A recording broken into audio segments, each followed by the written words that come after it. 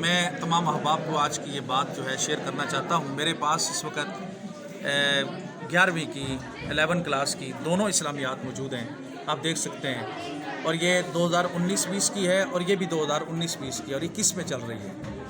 اور ان میں دیکھیں کتنا بڑا تضاد ہے کہ پہلا چیپٹر جو ہے اسلامیات کا، اس کے سوالات میں پہلی جو کتاب تھی 2019-20 کی، اس میں عقیدہ ختم نبوت کا مفہوم تحریر کریں، اور 14واں سوال تھا عقیدہ ختم نبوت قرآن، حدیث اور اجماع امت تینوں سے ثابت کریں، دلائل دیں۔